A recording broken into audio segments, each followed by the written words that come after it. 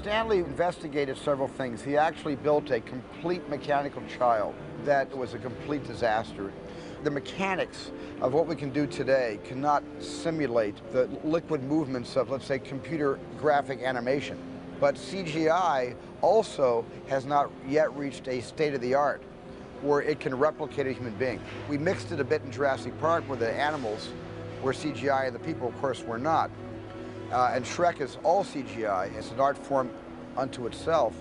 But to put a digital in amongst a cast of human beings photographed on 35mm, we're still years away from that technologically. Stanley knew that, and I certainly up for that, so it was time to cast her to play a machine. And Haley Joel Osment was my first and last choice.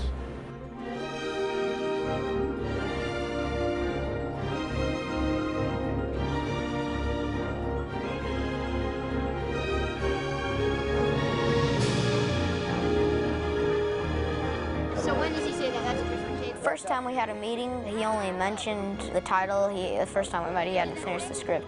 We just met and had just a conversation, you know, about travels in Europe and everything. You know, it was just casual. And the second time, after he'd finished the script, we met actually in this room, I think. And he talked about the script. And, you know, after reading it, you know, that was it. Immediately wanted to do it, you know, getting to work with Steven on his script, which was fantastic. And after that, we got everything worked out and we were on the project.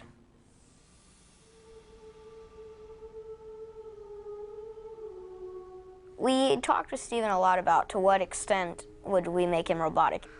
He's so real. But he's not. No, he's not.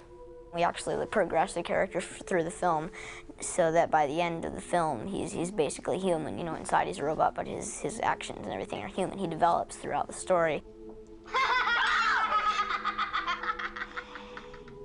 Everything that he experiences makes him less robotic and less mechanical. So at the beginning of the story, it's not like dun, dun, dun, dun. It was just very simple. We wanted to make the actions very simple and not practical or human like if you were like in a chair, you'd like sit down and David always have perfect posture and he could sit there for several hours or more. And another thing which was really hard was I didn't blink once in this film. And that was a really interesting effect to it. Not even when he gets to the end and he starts acting really human, there's no blinking. And so that was a little tough to do.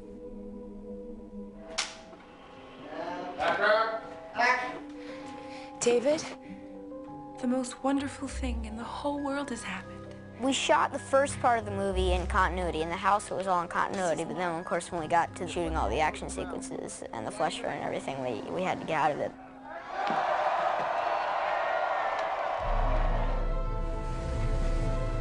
You have to move, can you move around behind him like that?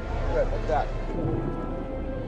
We actually did the underwater stuff first, and that was fun. I got to learn how to scuba dive on this film, because we had a lot of parts where I'm underwater. We had to do like scenes where I'm sort of sinking and had to learn to hold my breath for long periods of time and then get on a regulator while I'm sinking because I have lots of weights on. There are a lot of different things I had to learn before I could do this film. It turned out to be a really cool experience because we got to do all these great things in just one film. Right legs, going again. Be more this way. More to your left. Are you? First thing that would happen, you know, getting there is makeup. That got down to where we could get the makeup on in half an hour. And the whole day, you know, you had to be careful on what you do with your face and your hands because it had this this wax on it that if it was damaged, you would see the skin beneath and it wouldn't look as plastic and shiny as it's supposed to be, so we had to be careful with that. I had school on the set 3 hours a day. Studies, you know, they're setting up for a shot or doing a shot that I'm not in. I'd go to school and study, and then when they need me, I go back and I work, and that's fun to do, you know, working and doing school at the same time. Hey.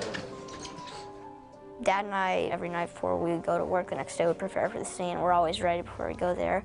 Dad, he's been acting for a long time. You know, he helps me get into the character and understand everything that's going on, the subtext, and how the storyline incorporates into each scene. And that makes me give a better performance that I could, you know, all on my own. You know, with so much help from Steven and Dad and myself, and the collaboration really made the role better than I ever could myself. Okay. Thank you. And roll it. Haley is an amazing actor. I mean, he's one of those actors, at least from my perspective, that you're in the middle of a scene with him and you're watching him and you're going, God, that's really amazing. You know, I dropped out. A few times I just dropped out just looking at him. He's able to play this phenomenally difficult role of a robot that doesn't have emotions, yet is programmed to have emotions. I mean, it's, you know, I don't know how he does it. And not too long of a pause after she told you about this.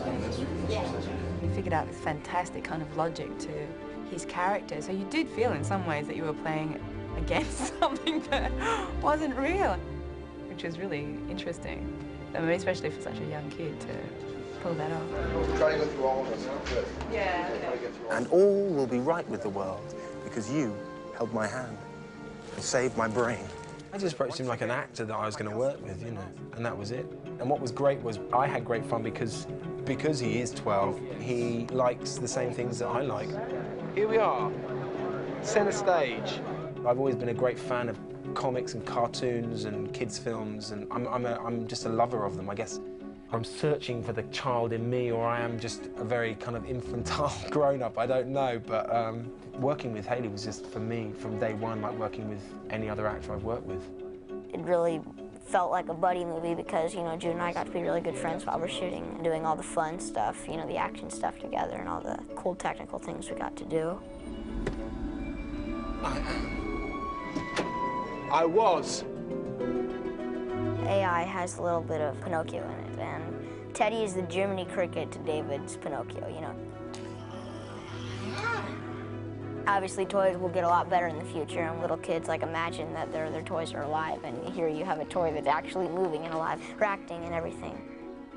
A lot of intricate work going on with him, and that just makes him so alive. I mean, you just completely forget that he's a puppet.